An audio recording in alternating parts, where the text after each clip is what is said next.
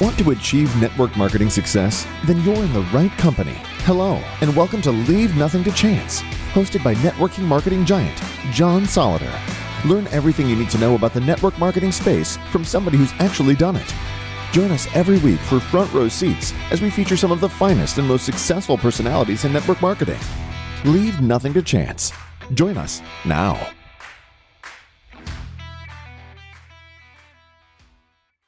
Well, everybody, it is my pleasure and privilege to introduce a new friend, a guy who I just, we hit it off so well on the phone the other day. I thought we could talk all afternoon. Izzy, how are you today? I'm doing awesome. Awesome. Thank you. How you doing?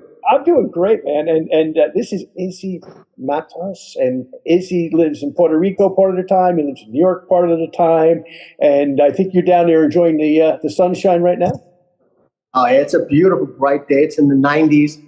Not too hard to take. Not too bad. Not too bad at all. Well, let's talk about your story, because it's a remarkable one and an inspiring one. And let's just start at the top. How long have you been in the industry? 43 years, believe it or not. 43. Wow. Congratulations. That's incredible. And where did you get started? How did you get started? What were you doing? I mean, you were a young guy, obviously, 43 years ago. Somebody knock on your door or hand you a flyer? How did it happen? Quite honestly, it's kind of a crazy situation. In my youth, I knew that I wanted to get into something that would pay well. And someone told me to get into sales, so I did. I became a door-to-door insurance salesman. Didn't make a nickel because I was selling to businessmen. And when you're knocking on their door during the day, during their business hours, they want to talk to you. So one particular day, I figured, let me pick a day when nobody's going to be in these stores. It was during a hurricane. So I drove about 50 miles to this little spot on Long Island where I live. And I walked into this Portuguese tailor. And I told him my tale. And he looked at me. And I guess it was either he took pity or he saw something. He said, I've got something for you. They gave me a cassette player with a cassette tape. And he said, sit in here. So he threw me in a closet. I actually got thrown in the closet. And I sat in there listening to that cassette tape for the better part of 2 hours, over and over and over. And that cassette tape changed my mind, changed my life, quite frankly. I'd never heard things about positive attitude and other people's money and all the motivational things that we now take for granted. 40 years ago, this was new to me. So I was so moved by what I heard that I got a business card from the guy that was selling those tapes, quit my job. It took me 3 months to hunt him down. And that's how I got started in network marketing. He enrolled me in Shaklee, and it was an exciting adventure. I spent 3 years at Shaklee, got up to a level of what was called key coordinator. I recently married, and this is back in the days when network marketing, you still had to inventory all the product, ship the product, cut the checks. It wasn't what it is today. And I was pretty content. I was making $3,000 a month, which 40 years ago was serious money, considering the fact that my father was a dishwasher and mom was a seamstress. I don't think they made $500 a month between the two of them. This blew everybody's mind. But where it really got interesting was on the second venture. I was with Shaklee for 3 years. Then I met my mentor. And my mentor said, kid, you got to come with me. So I did. I took $6,000 worth of inventory, put it in a box, and my then wife thought I was out of my mind. Who does that? Put it out at the curb and cut my ties. My second month in business with my mentor, I went from $3,000 a month to $60,000 a month, and I never looked back. He changed the way that I saw network marketing. He simplified everything for me, and everything that was on that tape originally came true because he knew the guy who was on the tape, and that was my start in network marketing. Over the 40 years, I've been with 10 companies. I've been very fortunate in my career, had my ups and downs, but it's been life-changing, to say the least. Well, I got to ask who the mentor was. Glenn W. Turner. Okay, the great Glenn Turner. Yep. That cassette tape was called Dare to Be Great. It took me the better part of 9 years after that first encounter to actually meet Glenn. I was interviewed by something that was called MLM News back then, and it was about Glenn because they heard my story about listening to the tape, getting into network marketing, all this that had happened. And I agreed to the interview under one condition, that they put me in touch with Glenn. And they did. And I forged a relationship with him afterward that had nothing to do with network marketing. Just meeting the man who recorded that tape was just incredible for me. And anyone that knows Glenn knows exactly what I'm talking about. He's a powerhouse, to say the least. And it's funny because, some of our listeners are 25 years old, 30 years old. They don't know some of these names, but they hear them on the podcast. But I think I was sharing, I'd interviewed Ben Gay, the third, back last year. And Ben's from that era. And of course, Larry Thompson's from that era. And a few other guys are from that era that, knew Glenn as well. So, yeah, his name comes up as a huge, huge, huge influence on so many people's careers. Yeah, in my opinion, anyone that's had any real success or done anything in this industry, it's based on the basics. And the basics really trace their roots back to Glenn. He paid a huge price for all of us to do what we do. Those are the early days of network marketing when it really wasn't networking. It was a much less nuanced business. But nevertheless, those principles endure. And everybody that teaches out there can trace their roots back to him. But he actually did it. He took a piddling amount of money, parlayed it into a massive fortune in its day, and he validated all the claims. And to make it even better, he overcame a huge speech handicap to do it. And he created more millionaires on his own than almost all the gurus today put together. So I owe a lot to Glenn, and I miss him dearly. He's a good friend, and I love him. I tell you, it's a great story, and you've done some pretty amazing things on your own, and you've mentored so many people. Let's talk about probably mentorship a little bit, but how important has self-development been to you over the years? Geez, please. If you're not engaging in any of that, you're really missing the boat, because that's really what this business is all about. Elevating. Look, I was a dishwasher's son. I didn't go to college because I had to stop going to school to support my dad. So, I may not be the sharpest tool in the shed or the brightest crayon, but I've read all the books that I needed to, Think and Grow Rich, Magic of Believing, The Greatest Networker. All those books help to influence your perspective in life. There's a poem in Think and Grow Rich on page 36 that I love. It's called I Bargained with Life for a Penny. And people need to read that poem because it speaks to where your perspective and your attitude impact what life gives you. And people settle for so little. It's that growth ability in network marketing that allows you to transcend lifestyles and then share those insights with others. I think it's hugely important. Wow. Agreed, certainly. And you've had 43 years experience. You've seen some great companies, and we don't talk a lot about specific companies or organizations here because the company, obviously the show's generic, sure. And we got people from a multitude of different companies listening. But in your opinion, what are the things that make a great company? Because you've had a bird's eye view now for 43 years on, the ones that have hung around and the ones that have gone away. And I think our listeners can benefit by your vast experience. I've had this conversation countless times with other leaders, some that you've mentioned in the industry, and the industry is in a state of flux. The companies that seem to do best are very distributor-oriented and consumer-focused, and they have true legacy-type products. If you don't have a product in your company that people can become viscerally attached to, there's no guarantee of longevity. And granted, management skills have a lot to do with that. Over the 40 years that I've been in the industry, I've noticed that the ones that really do best are the ones that are totally transparent in what they do, have a real consumer-centric focus, not just on the product side, but on the distributor side, and are built with anything other than an exit strategy. Today, you've got what I call a lot of disco light and monkey fur companies, the latest trends out there. Those won't last. And you see people joining and leaving and joining, and there's this huge transposition of people going everywhere. Yet you don't really see that with the legacy companies that have that visceral type of connection. So the ones that do best are the ones that invest in quality. That's why companies, the big A, the big S, all of those guys have stuck around because they make that investment and they've got that long view. The ones that are pandering to prevailing trends or non-products, those are short-lived issues. And that's based on my perspective over the 40 years. History has repeated itself. Maybe not with this current trend, but gifting programs and the affiliate type things come and go. But the ones that are built on real value, those are the ones that have lasted. And those are the ones that created the legacy individuals that you mentioned at the beginning of the podcast. Well, it's amazing that you say that because I was looking the other day, I actually met somebody who is in, there's two big A's. There's the one that you and I think of as a networker, and there's the other big A that's been around since 1886 from our mutual home state of New York, right? Started way back. And I was talking to a lady in that company who's been there for 20 plus years. And she was telling me about their company. And I went in her store and I walked out and I spent $300 on product.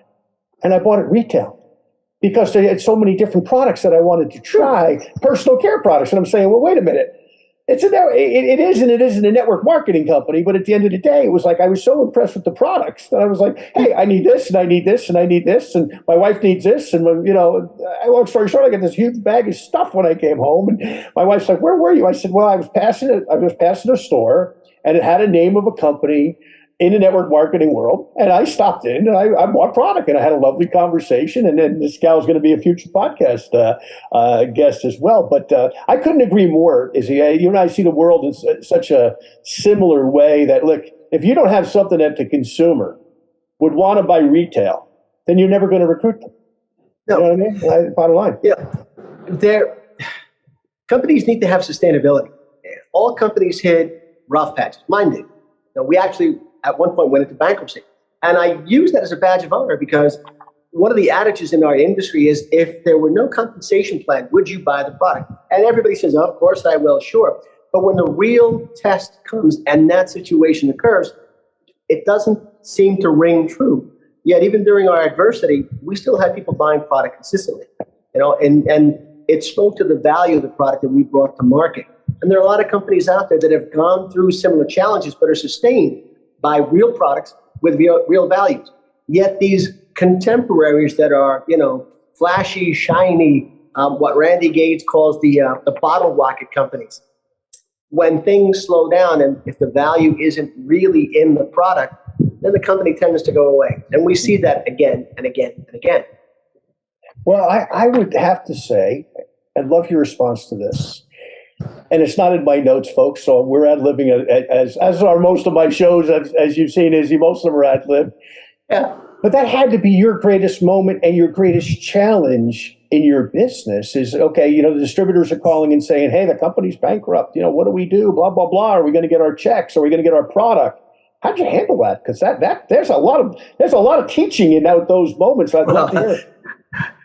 In the conversation preceding ours, I just went over that. I actually got thrown out of my company, thrown out by the owner 3 times, because I value the distributor relationship more than the company itself, because really that's all you have. Your equity is not in the company.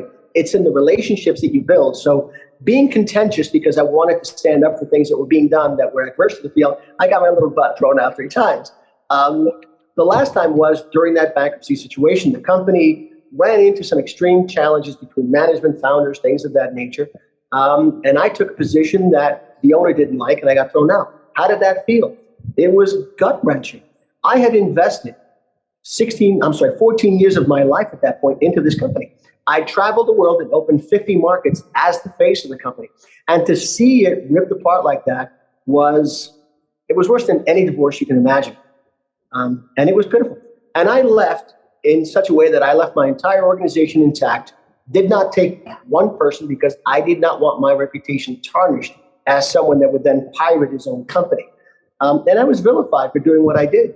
There were some pretty nasty things that were said. But in the final analysis, when the company came out of bankruptcy with new ownership, because of what I'd done and because of the way I left, I was invited to come back. And it was like rejoining your high school long lost sweetheart type of thing. Mm-hmm. And it was the most exhilarating thing I'd ever done. So I experienced both aspects of that.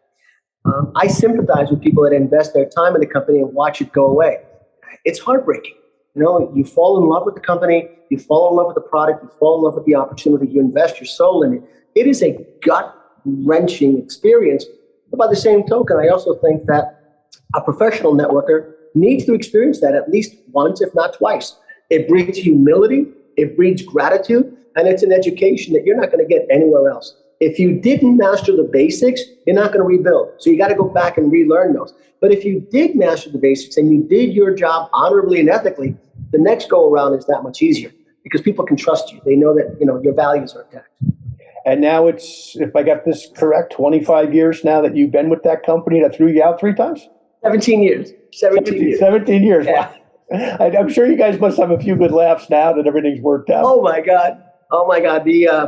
Well, our president is someone that I actually interviewed for an original job 18 years ago. And he likes to tell people he's around longer than me because I was gone for 2 years. And he said, no, I've been here longer. No, I'm sorry, I was here. I slept on the warehouse floor. I was the original, customer service rep. I did all of that. But yeah, there's some great stories. And quite frankly, my best stories aren't even with my company. It's with the relationships with the Tom Chenaults and the other leaders in the other industry. I may not talk to them or know them intimately, but watching them succeed and watching the principles they espouse and some of the stories that I can relate to, that's the most fun. Well, what's amazing is that, we're living in a time in the network marketing or multi-level marketing world. And I love your response to this. I think part of the problem is investment banker owners buying companies. Now, some of them are really smart guys. They're certainly smart guys. They're well educated, right? They generally either come from a lot of money or they represent a lot of money. And I go back like you do. I'm going on 40 years in April. I go back and I look at where I started my career, Herbalife, right? Mark Hughes was the first distributor. Well, Mark Hughes was a successful distributor before he started his company, and he actually sold the first products out of the trunk of his car. And I was at a little warehouse there, the famous little warehouse in Beverly Hills that was a wig factory. And still, by the way, it still had hair hanging around it. When I was in the bathroom, I was like, there's hair on the floor. I thought somebody got a haircut. And Mark was like, yeah. So he said, it happens all the time. He says, the stuff's like in the walls or something. But he started there. I live in Dallas, right? I've been in the Mary Kay Museum. I have friends that are executives at Mary Kay, and they've given me that beautiful museum tour. If you ever have a chance, if you're down this way, it's remarkable. And here's a lady starts her company with her husband, and the same day he passes away, and she starts the company, and today it is what it is. And once again, she was with Stanley before that. She was a direct selling person. She started her company. She was the first distributor. She took the products to market. You mentioned Doc Shackley, right? Doc Shackley, his story better than I do, right? I did a little work with that company at one time, but Doc Shackley, of course, he started with the environmental products because he was afraid his kids were going to swallow poison, right? So he started out with and started with it. And, he was the first distributor. And Jay and Rich, of course, were California Vitamin Company originally, right? And then they eventually bought that company, and they were the first two guys that went out and said, hey, I got this opportunity. I got these products, knocked on the next door neighbor's door or whatever. And now all of a sudden, fast forward, our industry has grown, which is a great thing. And it's a testament to people like yourself and so many other folks that we've interviewed that have done amazingly hard work over the years and helped to build companies in the industry. And we became attractive to the investment banker world.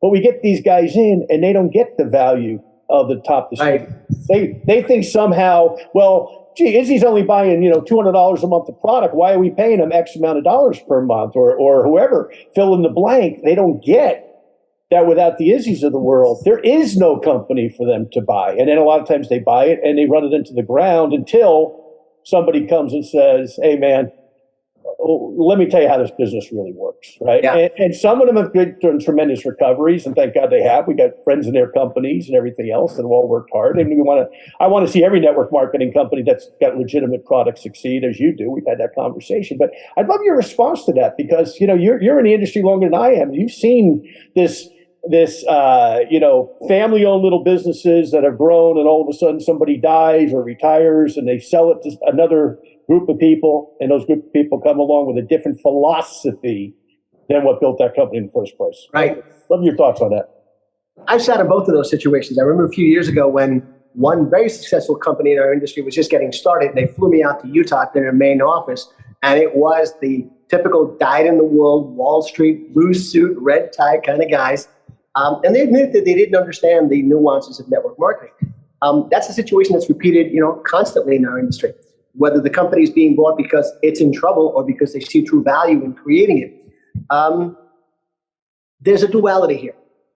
First of all, there are so many nuances to what a network marketing company is that unless you're willing to step back and understand the interpersonal relationships that make a network marketing company work, you're never going to succeed at it. It's going to be that much more of a challenge. It's not a B2B, B2C kind of concept. There are a lot of constructs that go into making a successful network marketing company. And unless the dyed-in-the-wool Wall Street guys, these investor types, understand that you need people at the helm of this that are willing to invest in that relationship, nuanced situation, you're not going to build the right kind of company. By the flip side, successful distributors don't often make or seldom make successful owners because there are skill sets in ownership that you must master. You can take it so far, but if your degree of hubris is such that you don't recognize that there's a skill set that you don't possess and you bring in the right talent, you're either going to stymie or kill the growth that feeds your company. Mine was a perfect example of that. MBA owner, took it to a certain level, but we didn't grow beyond that because they were unwilling to relinquish the reins. Not everyone can do what a Zuckerberg does. Zuckerberg doesn't have all those skill sets, but he surrounded himself with the people that did, and they work in the background to take it. So I don't know that there's a quick answer to either one of those. If the dyed-in-the-wool executive is astute enough to hand over the reins to the people that can do it, you've got a great situation because they'll provide the finance and you've got the right people providing the leadership. That's what got us out of our bankruptcy issue. We had those guys, these super experienced business builders that have built the billion-dollar deals, and the investment teams that have taken companies public, especially in our industry, buy us out. But they were astute enough to realize, I really don't understand your side of the equation, so you guys run that part. We'll stay in our lane. And it's been an amazing experience. And I've also worked with the owners on the other side that just wouldn't do that. They thought that as distributors, they had all the answers. Again, a bottle rocket that collapsed because they didn't bring in the right people with the right skill sets to build a 9-figure-a-year company.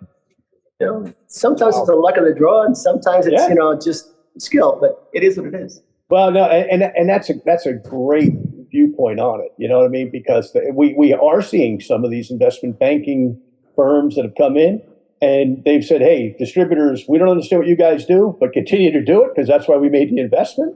Yeah, exactly. The owner doesn't all of a sudden say, I'm the top distributor. I know better than Izzy. I know better than John. I know better than Jeff or Dan or whoever. They get to your wording is perfect.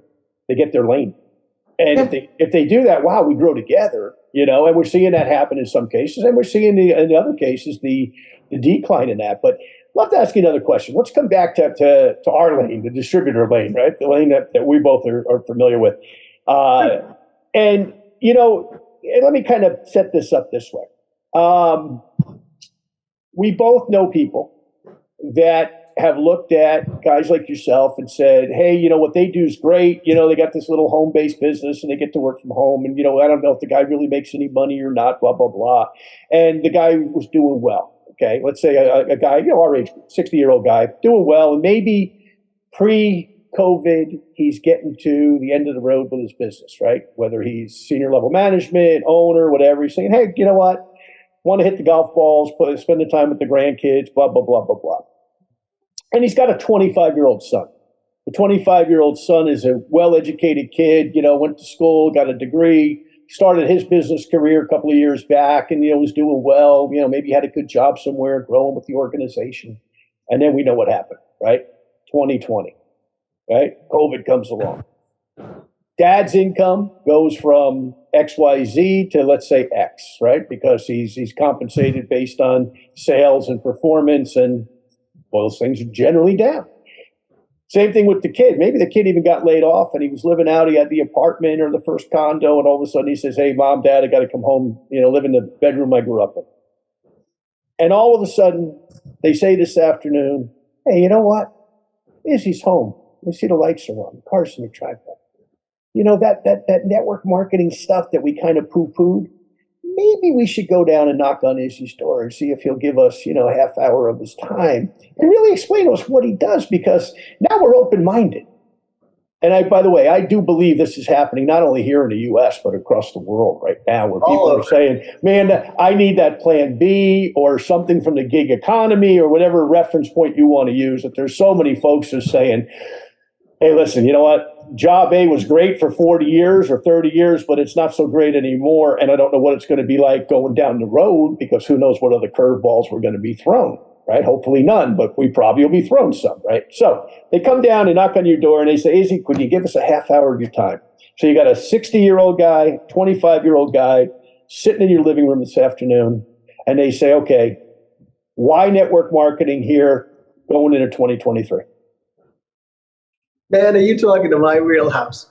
That has happened to me so much during COVID. For me, COVID was the ultimate validation of what we do.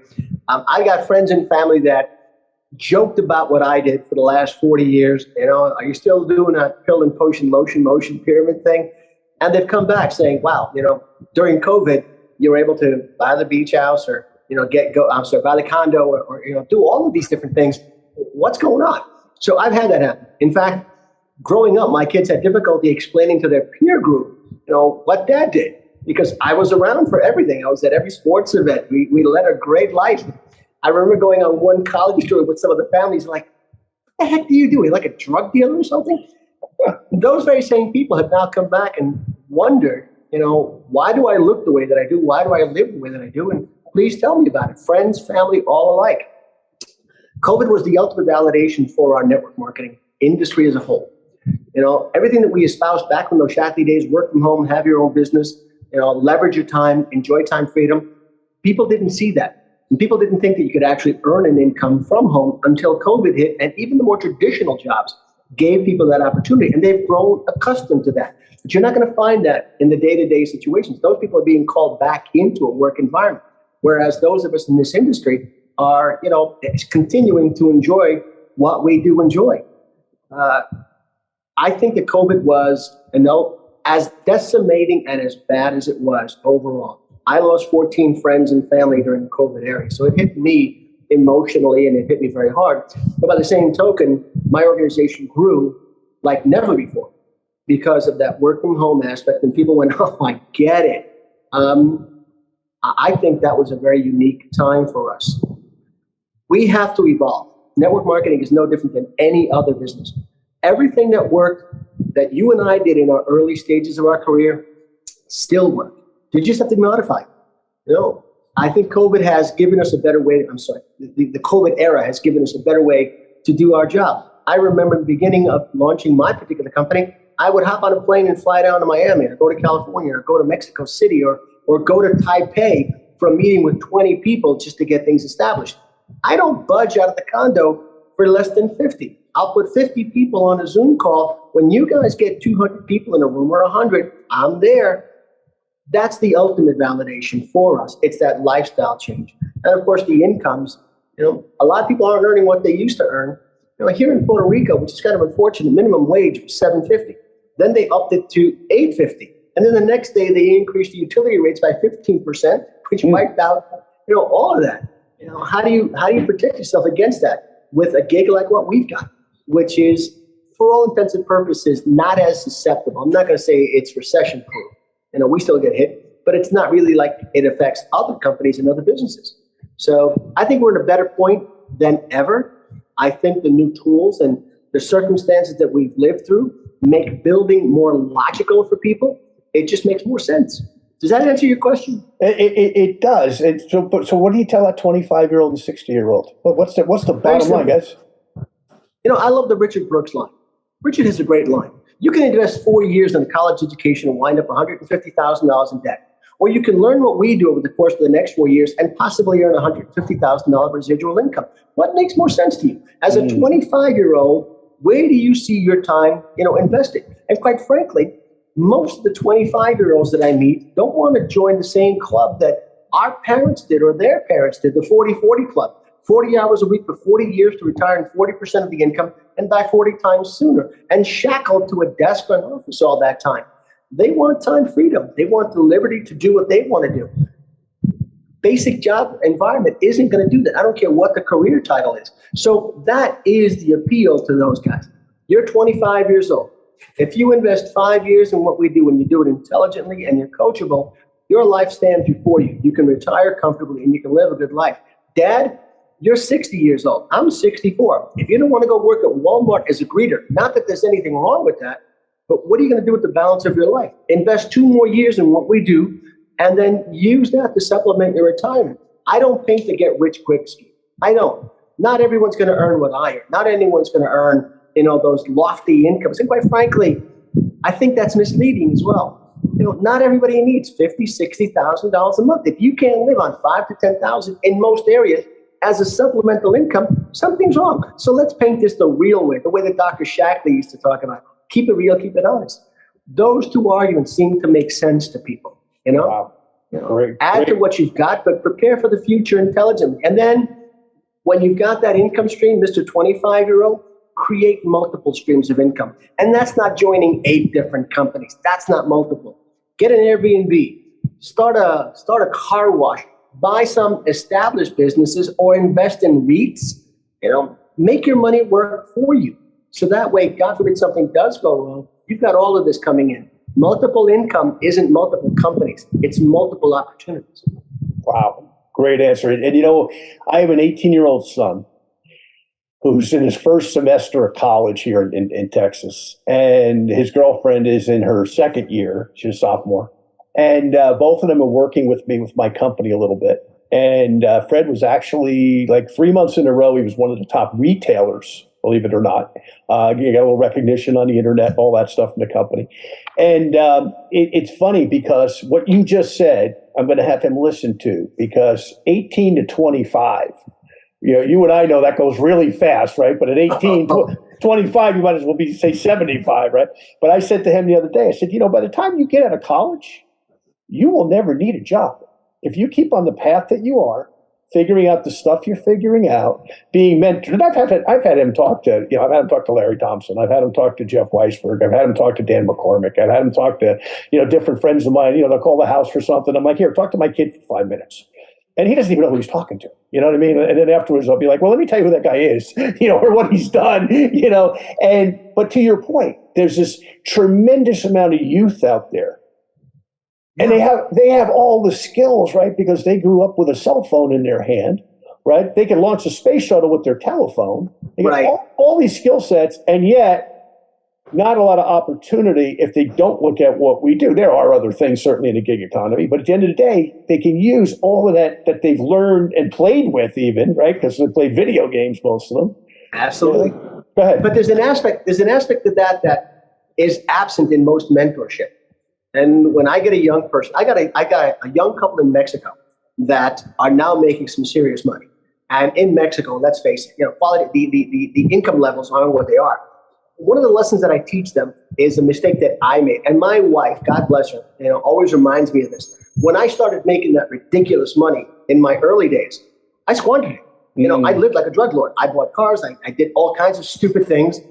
My mentor forgot to tell me one critical lesson that I didn't learn until late in life. And that is, it's never going to matter what you earn. What's going to matter is what you're keeping.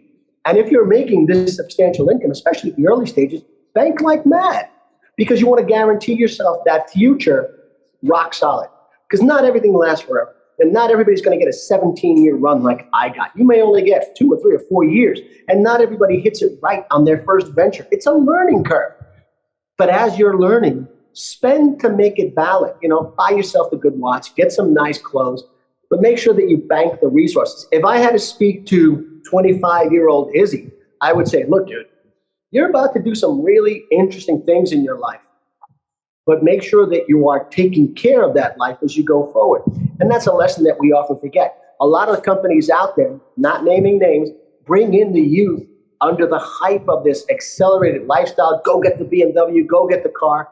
You're bankrupting these kids before they start. I go the other way. Look, you're going to make some serious money. Set it aside. Be prudent. Let's look at this long term.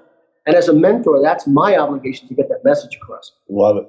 Love it. And you're absolutely right. And, I had a good lesson in that early in my career because my first company was Herbalife. Well, you remember what happened. I joined in April 83. I joined. Everything's great and wonderful. January 84, we start hearing rumors about the FDA and Mark Hughes having some issues. By January 85, the company's at $90 million a month in sales. So much so, Izzy, I had to fly from Newark to Charlotte, where my upline was, rent a U-Haul truck with my sponsor, who was also from New York, drive to the Atlanta distribution center, and we get there at 5 o'clock in the morning.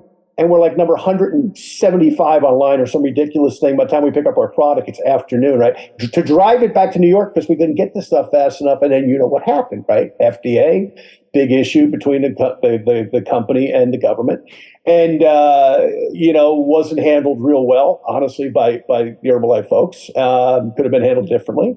So our checks start to get cut, not in half; they start to just disappear. And I didn't have a big check to begin with. I was making a living, but I didn't have a big income. But I used to go to meetings, and you know this place, the Saddlebrook Marriott, Saddlebrook, New Jersey. Oh, my gosh. And that's where my upline would do his meetings. So I would go there on whatever it was, Tuesday night, Tuesday, Thursday, Saturday. And all of a sudden, the Jaguars, the Mercedes, the Porsches are replaced by Volkswagens and the equivalent. And it's like you could see that transition. And they've done an amazing recovery through the years. God bless them. I'm glad they not only survived but flourished. But to that point, I saw that. And to your point, and most importantly, all you young guys listen to this, and young gals, save the money, pay your taxes. Okay, don't get yourself in tax trouble. Don't get yourself in other trouble. Save the money for that first home. Okay, or that first condo, or that first place you're going to live, so that you've got something. Because if it only does last 2 or 3 years, you got something for it, and then you move on, and the skills are transportable to the next business that you go into. Towards that point, I'll share a personal story real quick, but we talked about gurus and such. This business isn't complicated. People want to make it more than what it is. It's nothing more than emoting your story, having faith in your product, and sharing with conviction. That's really it. You add some other stuff in there, proper tools and whatnot. But once you've mastered those basics, then you basically become impervious to situations that would cripple others. In the early 2000s, I was involved as the co-founder of a pretty successful network marketing that came out of nowhere with an American icon. I mean, if I showed you his picture, people just threw money at us to be associated with this guy. It was remarkable. The most highly regarded businessman of his day. We went out and we rented an entire hotel, the Delray Marriott, down in Delray, Florida. We invited the top network marketers into that arena so they could join us. It was just, mind-blowing. But in the final analysis, that individual bailed out on us. And I remember I lost my entire life savings. I had put everything I had into this company. My family invested in it. When it went under, we got wiped out. So much so that I remember being at that meeting on the 11th floor, I think it was, listening to the fact that this individual was no longer going to be with us, realizing we just failed. And I was leaning over the railing thinking, where should I land? Because I'm about to be humiliated. I am now dead broke. My son put his hand on my shoulder and said, Dad, you'll survive. I went into a year-long depression. When I finally snapped out of it, I had lost it all. I had a jet, yacht, the whole nonsense, all the stupid trappings. But the lesson that I learned was it didn't really matter that much. It was humiliating, but it taught me gratitude. It taught me to appreciate what I did have and what was left over. And I was grateful for the fact that I'd mastered the lessons that I did, because the company that I'm with came into my life, and the lessons that I learned helped me to rebuild. And within about 4 years, I was more than back on my feet, enjoying, this particular lifestyle. So it's not only important to be a prudent guardian of your assets. You really need to understand what this business is. Eliminate the noise, eliminate the trappings, be real, be human, share your story, follow the basics, because those basics will pay dividends over time. Don't complicate this. Network marketing isn't complicated unless you make it so. And it'll redeem almost any mistake you make. I speak from experience. Yes, you do, and I can share some of mine, but I won't right now. Every mistake imaginable. But to your point, we can always recover because our skills are transportable. And really, exactly. Like you went through that terrible circumstance, and yet at the end of the day, you knew how to sponsor people, you knew how to retail product, you knew how to recruit, you know how to train, you know how to lead, most importantly, right? You had all of that, and you just said, okay, well, vehicle A is broken, so I'm going to find vehicle B, and you did, and here you are, and you obviously more than recovered extremely well.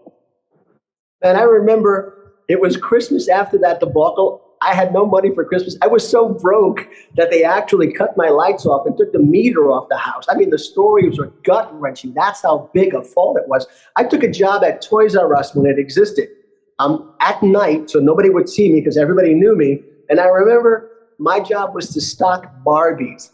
And this 18-year-old kid is telling me, as my boss, what to do. I remember sitting there looking at Barbies. I freaking hate Barbie. Thinking, I ran this huge multinational organization and I'm stocking Barbies. That was my aha moment. I got up, I walked out, walked home, told my wife, enough. We're starting over. Here we are. Wow. It's the basics. But, we're human. We forget, we forget what we learned. We give it that moment of grief, but we move on. And this industry is wonderful for rebuilding and giving you a second chance or that first chance. I believe in it with all my heart. There's certainly a lot of teaching moments in that. So you're standing there and you're saying, okay, you're having that George Bailey moment, right? When he's standing at the bridge and It's a Wonderful Life and saying, okay, well, I can bail or I can persevere. And you persevered, obviously. What was your greatest lesson? I mean, that's just having to stock Barbies, that's bad enough. But what was the greatest value that you hold today from that experience? Wow. There were a lot of issues. Number one, and my current wife reinforces this, I had built my self-worth on what others had thought about me, but more about what I had that others didn't. In other words, the stupid trappings of the day, the big boat, the big car, all of that nonsense. I placed way too much value on the material aspects that I had. And when they disappeared, so did what I thought was my self-worth. I learned that doesn't really matter. What other people perceive to be my success really isn't my success. It was in my children. It was in the respect that I garnered from my friends. Once I let go of that, life became so much easier. And things came that much quicker. I remember my first date with my wife when I met her. She said, of all the things you want, what would you like back? I said, I'd love my plane back. And she looked at me and said, who the hell are you, the Pope or the President? You can't fly on JetBlue? Those are lessons that you sometimes forget. It's not in what you accumulate, it's in the relationships that you develop. And I've got relationships with people in this industry that I don't do business with, that I've never met, but that I regard almost like family. I learned that lesson the hard way. It wasn't the assets that made me what I was, and it wasn't the accolades. It was the relationships that I forged. And that was a hard lesson to accept. I grew up poor, so I thought, you gotta have all these things to make you look a success. And if you can't make it, once you stop faking it till you make it, you try to project it until you perfect it. That's bull. I've learned that my greatest success in this industry has come from standing naked in front of people and letting them get to know me with no hubris, no ego, no ulterior motive. You want to do business with me? Great. You don't? Great. John, you and I will never likely do a network marketing company together. But the reality is, now that we know each other, we understand each other, I could call you up on the phone and go, hey, John, what are you doing? You coming to Puerto Rico? Let's go break bread. That's the value. That's Absolutely. The lesson that I learned. Absolutely. And it's the greatest industry in the world. Some of the friendships that you and I have, some of the guys we like we met. I mean, we went through our friend Joe Garcia. Joe's not in your company. Joe's not in my company. But what a great guy he is. And he's such a great connector and such a quality human being that, you get to meet these people. And it's like, man, I never would have met these people if I had done what my degree said I was supposed to do when I graduated college, and couldn't find a job, by the way, and network marketing walked into my life and I was still in college. But anyway, go ahead. Even towards that end on social media, you're not going to find me really doing a lot about my company. I think that we've created such an echo chamber on social media that people just tune it out. So, if you look me up on Facebook, I share humor. I share my lifestyle, the things I do with my wife, my kids. Every great now and then I'll put something up on, about the company. But I find that when people get to know who you are, absent the mask, that's when the relationships forge. And that's really where the interest comes in what you do. So how do you do all this stuff? Just the last 3 people that have joined were because of that. Never once talked about business, could care less about it. I'd much rather go that route, which really is the fundamental about network marketing. It's about the relationship. And I think a lot of us have forgotten that. Boy, oh boy, you're so right on that. And, I can tell you from a personal standpoint, we've gone through as a family, we went through a tragedy now. It's about 5 years ago.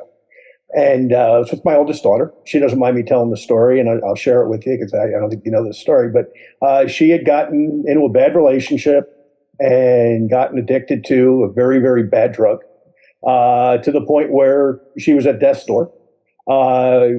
thank God, through the grace of God and good medicine, that we got her in a place where she got cleaned up. And now she is a preacher, believe it or not. She's living in California. She's preaching, and she's preaching the gospel, thank God. But when we went through that, and I found out so quickly the arms that went around me and my family. We had people praying for us in my Mexican organization, for example. One of the girls down there started a WhatsApp prayer group in Spanish. I speak about 7 words of Spanish, okay? And now I speak about 9. But anyway, a prayer group, okay? And it wasn't just my company. It was in the industry. People that I hadn't talked to in years and said, hey, man, I heard about this. Praying for you and your family. And man, we saw the power of prayer, number one, okay, and inspired my wife and myself to recommit to our faith. But as importantly, it was all these great network marketing people, like I said, some of which were in a company that I built years ago in Canada, that reached out to me and said, hey, my kid, or even in some cases, I was surprised they themselves, when they were younger, had experienced something like that. So love to have you to talk about that, because you've had life experiences as a result of these relationships that don't make you money necessarily, but boy, they're more important than the money in the grand scheme of things. Yeah, those relationships for me span the globe. I've got a gentleman in the Philippines. I don't know if you want me to name names, but he published one. Well, you got Corey Augustine. Corey's out in the Philippines. He was the publisher of MLM News, MLM Insider. Corey and I have never met. Corey's a cranky kind of guy. A lot of people would, turn off when they see his posts because he's just out there. But over the course of the last 10 years, I've gotten to know the inside of Corey. So while he may be a prickly pear on the outside, that's a relationship that I value deeply. Just recently, through sheer happenstance, someone that you're going to feature, I know, on one of your calls, a gentleman named Paul Capozio. Paul's a top earner in his company. Paul and I hit it off. We share commonality. We share similar perspectives. We've had lunch together. I've appeared on some of his calls. He and I will likely never do anything within the industry, but because of his insights, his mannerism, his perspective, our mutual love for what goes on. That's the president of my company. He'll have to wait. It's a relationship that I cherish deeply. There are countless people across the spectrum that I will never, ever meet, like Joe Garcia, another one. Joe's been at his company as long as I have. We're not going anywhere. I'm not recruiting him. He's not recruiting me, but we share insights. That's unique to this industry. And it's, as a result of social media, obviously, but, these are experiences that you're likely not to get anywhere else. The places that I've been to in the world, how the heck would I have been there? 50 some odd countries, hundreds of cities, if it weren't for this industry. Exactly. Exactly. You and I, this is a casual get together that led to a phone call. And now I know that you and I are going to bump into each other constantly and reach out to each other. Absolutely. It's just, I get emotional about stuff like this because I do cherish these people. My wife often thinks, why do you wax on about so many of these folks? I'll never meet them, but they've made an impact. They've touched me in certain ways. And the same thing holds for my reps. I've got reps around the globe that I never meet. In fact, this young couple that I'm talking about, I've been working with them now for 2 years. Haven't met them. I'm going to meet them in 4 weeks in Cancun because they qualified for one of our trips. I love these kids like family because of their spirit, their drive. That's something that you get to forge in networking that you don't get to do in many businesses. That's for sure. Boy, but it is so true. I love what you're saying there. You're so right, because it enriches us. It's like, you get the same question I do. So when are you going to retire? Yes. Retire? Like retire to do what? Talk less? Exactly. I mean, what are we going to do? I mean, there's only so many golf balls you can hit, And again, this is something that actually, that statement really just makes me wonder. There was a time when I thought, how will I do this in my old age? How am I going to get on an airplane at 70, 80 years old to go meet with these people, assuming, I'm still doing what I do? The reality is that the newest iterations of this business, predicated on what social media and technology are affording, you've got 80-year-old people, 90-year-old people doing this. One of the top earners. Look at Tommy Smith over at Isagenix. He's now probably in his late 70s, early 80s, still as active as he ever was. Why? Because he doesn't have to run around to do it anymore. You do the Zoom calls, you go out to the conventions, you meet your people. This has become an ageless industry because of the advent of what is afforded now. Exactly. So, technology. You and I are old dogs, right? But I'm sure you're using some. What do you like? What don't you like? I love the fact that, as I said, I can be here in my condo with my wife in Puerto Rico and enjoying the environment and still build globally. I don't have to hop on a plane in a week, a month, and just accumulate a gazillion mileage miles. So that aspect, and I guess you might call it a bit of a laziness, but at 64 years old, it's kind of a nice convenience. In my 40s and 30s, that was great fun. But now in my 60s, I kind of like this a little bit better. What do I miss? Exactly that. The fact that I don't have that one-on-one contact, that immediate feedback that those give. Technology has been both a boon and a bust. People think that, you're going to build a massive organization via social media. I only know of a handful of people that have really done it to an extreme. And the ones that have been really successful at it, I admire like nobody's business. Naming names, take a girl like Amber Voigt. If you don't know who Amber Voigt is, look her up. Amber is in longevity. She went from, to quote her story, to paraphrase, from trailer home to custom home. And she did it all online, but her product line was geared towards that. She was able to do cosmetic parties. Not every product is going to allow you to do that. In the younger market, people like John Melton over at Modere, John has been able to tap into a youth market because he's in that category and he's used social media correctly to engage in that. So social media can be a boon or a bust depending on how engaged you want to be with it, how you want to capitalize on it. I don't make a big deal of it. I don't. I'm an old dog. I still love the basics, but the basics have adapted to this, as I said. I don't post a lot of business stuff on social media. I'm not that aggressive. But then again, maybe it's because I have the luxury that I don't have to be. I'm not in that super duper aggressive mode where I'm recruiting tons of people. I have the luxury of being in that established mode. So maybe that's why. But COVID, as I said, did do a lot for us. It allowed us to continue to grow, and it did validate the work from home aspect. So I guess it depends on where on the equation and where on the fence you sit. Yeah. And we have the same opinions. My favorite technology, though, is what we're doing right now, Zoom. Because think about it. The old days, it'd be like, okay, we'll come to Dallas and we'll go down to Dallas Sound Lab and I'll spend about $3,000 and we'll shoot some video and then we're going to have to get a guy to edit it. And it's like, now it's like, I start my current company. Okay, I keep this. I showed Randy Gage, Larry Thompson, Dan McCoy, all the guys this. Oh my God. This was how I started in 1996, 97, right? So Please don't tell me that dead doctors don't lie. No. It's why the medical discovery, blah, blah, blah, blah, blah. Anyway, okay. It caused me to walk away from a certain amount of money that I can't say goes to the FTC. But anyway, I left the company and I went up with my current company 25 years ago. And the funny part is my 18-year-old son about 2 years ago is cleaning the garage. And he comes in the house and he says to me, he goes, "What is this?" So, of course, I start the sales pitch. I said, "Well, let me tell you, this is what I put together." He's looking at me, he goes, "We're not talking about that. What is it?" I go, "Oh, it's a cassette tape."